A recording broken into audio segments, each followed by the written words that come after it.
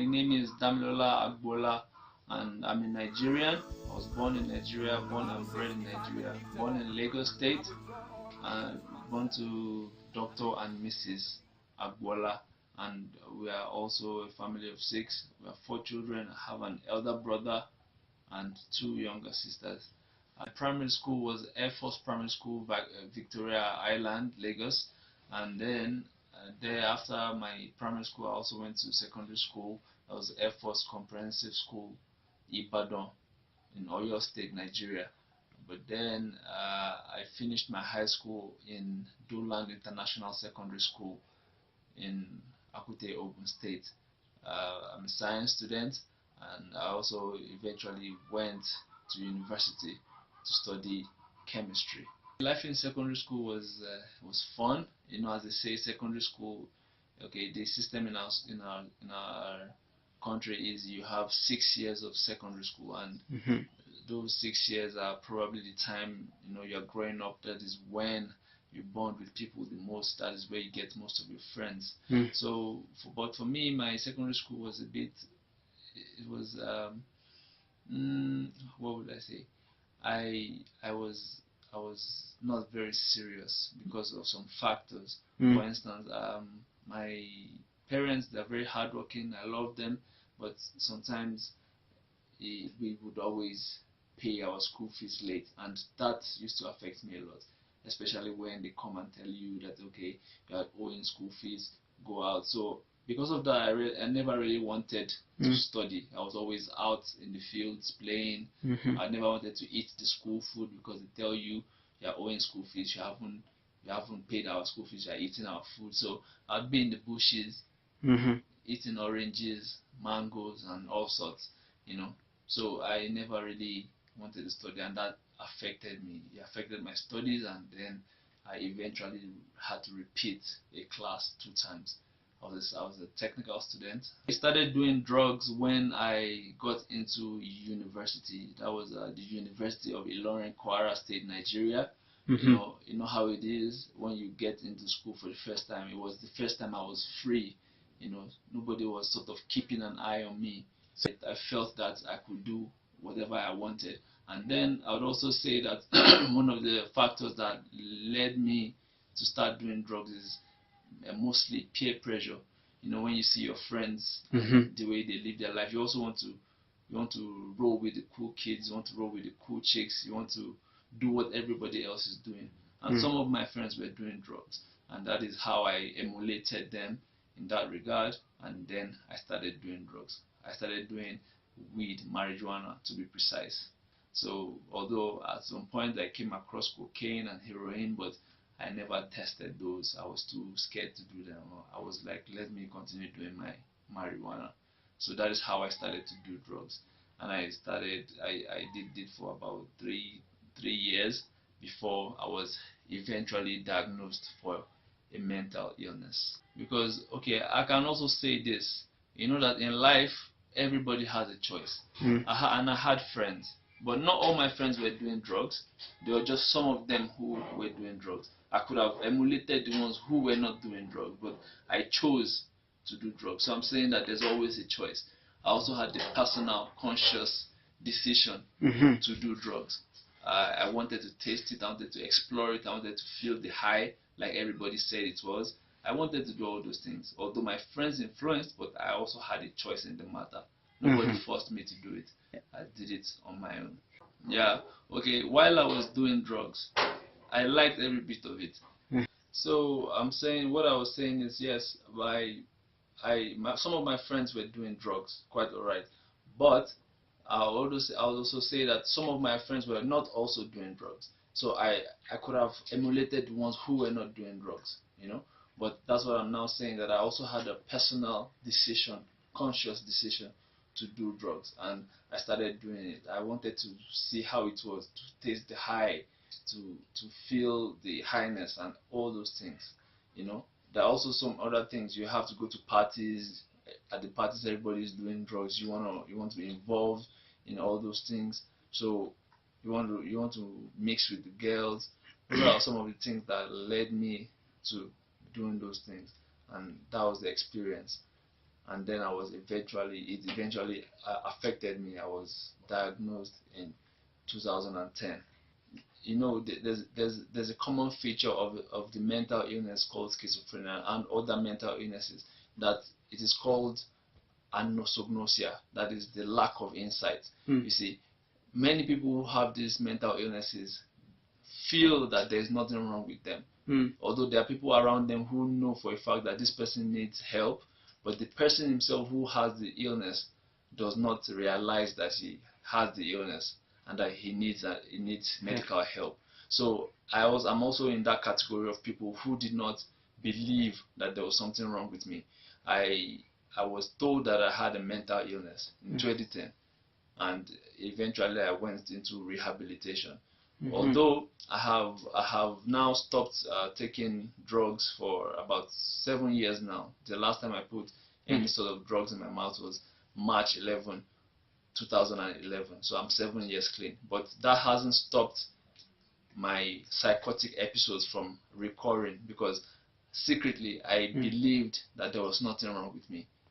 It wasn't until last year in 2017, after I had my last episode, that I now finally had to accept that I had a mental illness. So that I'm saying there are people who have mental illnesses, but not many people accept that they have that mental illness.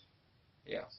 So I'm very grateful for the kind of family that I have, because if not for their support, I can tell you honestly and categorically that I would most probably be on the streets right now. Like the mad people you see on the streets, those people, I would be like that. Those people that you see mad on the streets, they believe there's nothing wrong with them. And it almost got to that for my own case too. But my parents, my family members, they were very supportive of me. They never backed down. They wanted to help me all the way.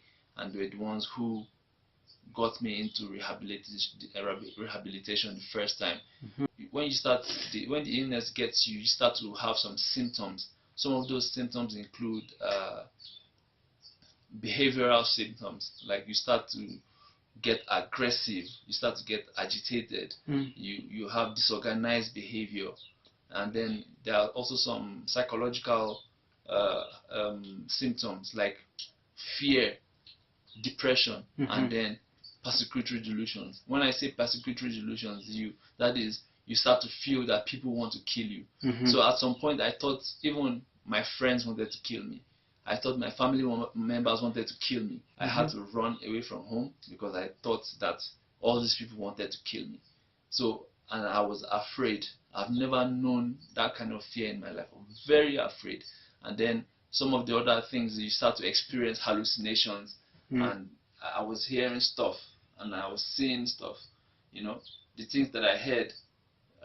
Okay, at some point after I ran away from home, I had a place that I was staying, so I went there. Just by my window, I was hearing a monster.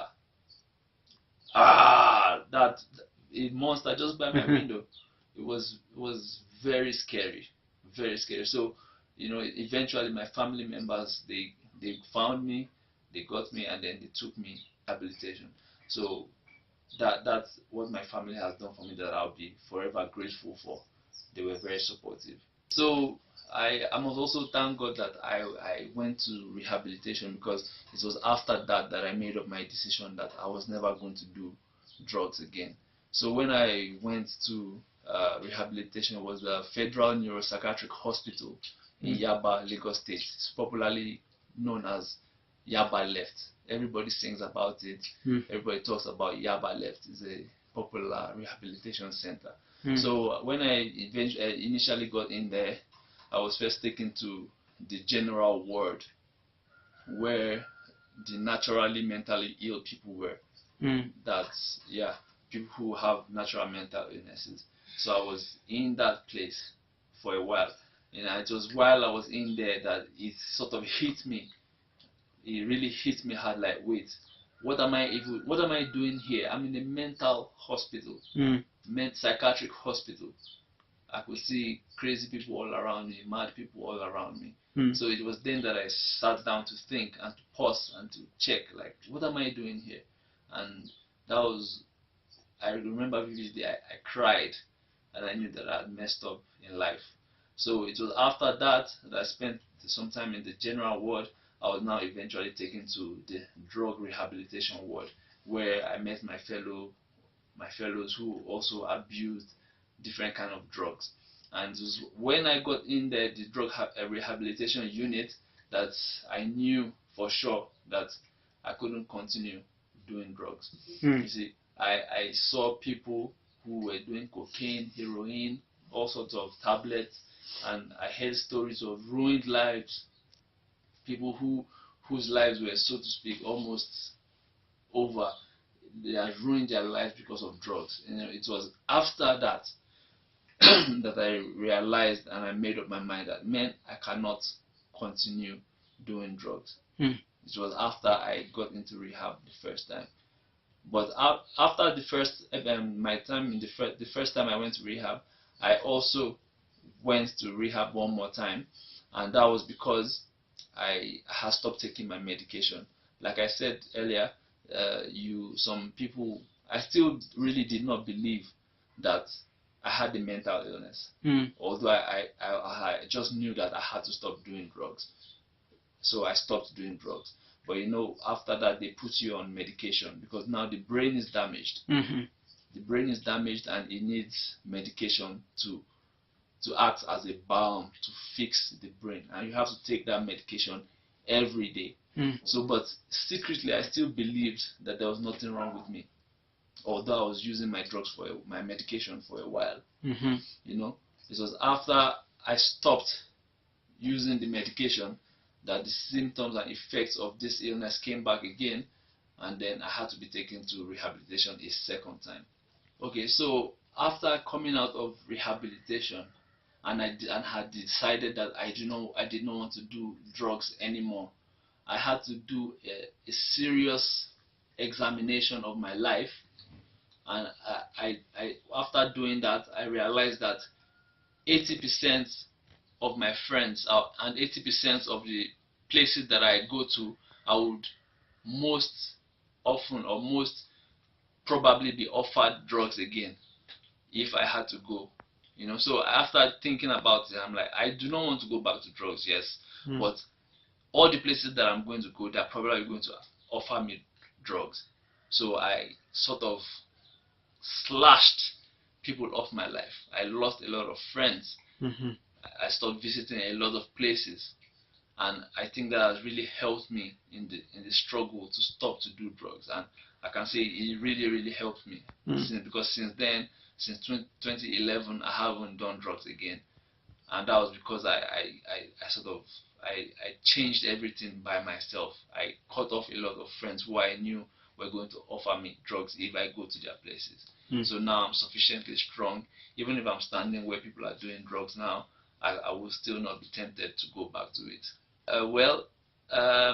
Of course it affected me, but I'm going to say in a positive way, because it was sort of like I was starting my life all over again and trying to make the right decisions, trying to make the right choice, trying to make good for all the mistakes that I've made, trying to make good for all the things that I did to my parents who have always cared for me. So I was starting all over again. So it affected me. I wouldn't lie. I was mostly indoors for a greater part of 2 to 3 years. I couldn't do so much. I couldn't really go out to hang out with people, but I think it was for the best, because it has helped me to gather the strength to be able to not fall back into doing drugs. So after the first time I got off my medication, those things happened again, and I eventually ended up in rehabilitation again. But this time it was the medication that I was using at first. It had some side effects that didn't allow me to function properly. For instance, I was always sleeping. It was hard for me to think. I couldn't be productive. I couldn't do anything. So, and then my rationale was, since I'm no more doing drugs, then what is the need for me to use my medication? So I got off the medication, and all those symptoms started to come out again. I started to feel that people wanted to kill me again, but this time after the first time I had that experience of psychosis, I lost all sort of fear within me. So this time, when I was thinking somebody wanted to kill me, I wasn't afraid anymore. I was like, before you kill me, I'm going to kill you.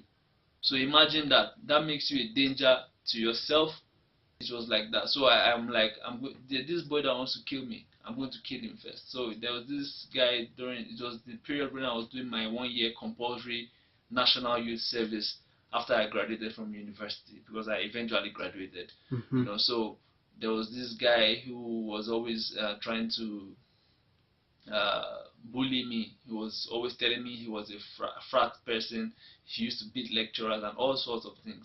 So when I stopped taking my medication, it coincided with the period where he was always doing all those things. So I'm like, I thought he was going to kill me at some point, but I'm like, if he's going to kill me, I will kill him first. I was no longer afraid.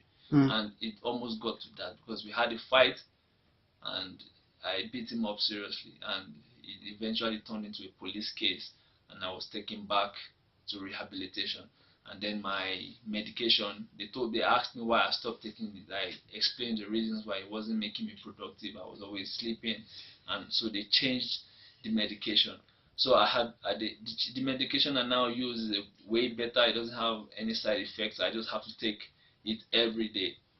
But because I thought that really there was nothing wrong with me, I eventually stopped using that medication too again. After about 4 years of taking it, I was like, let me see if I'm okay now.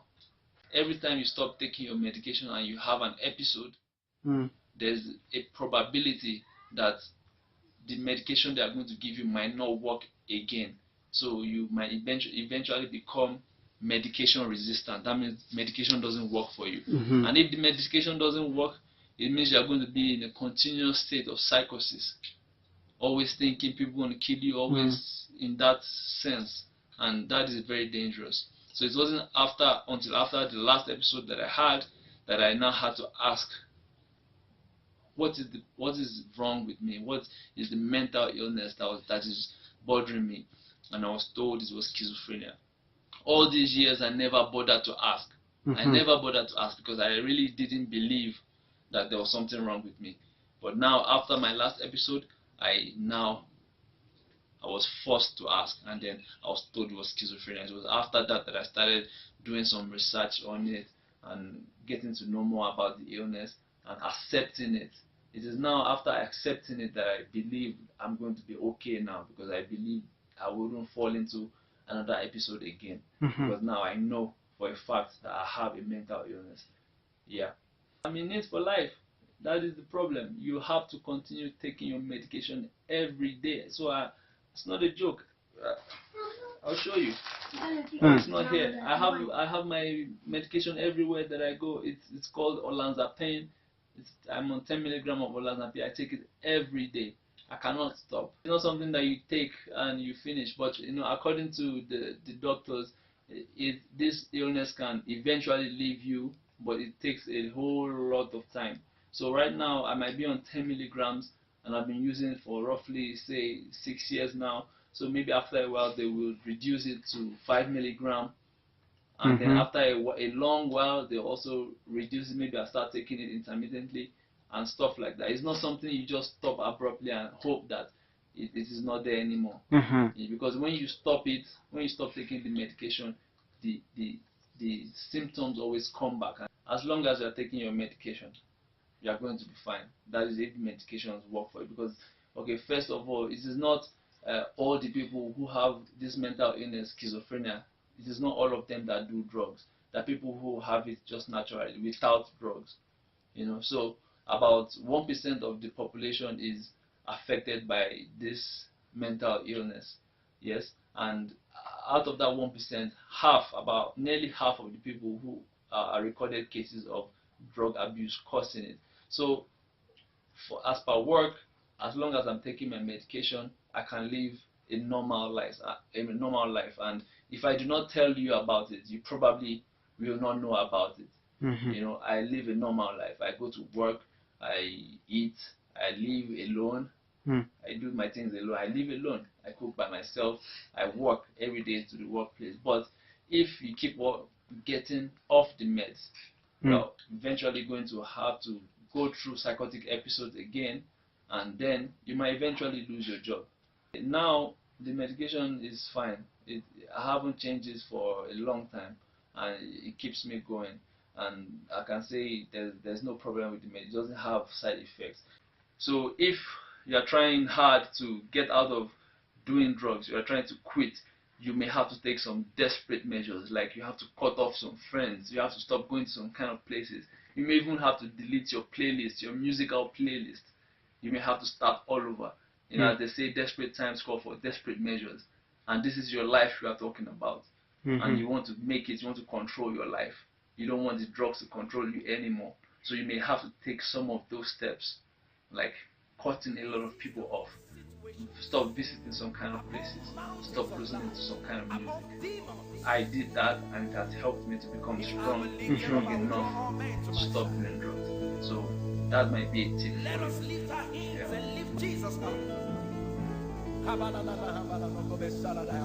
Yeah.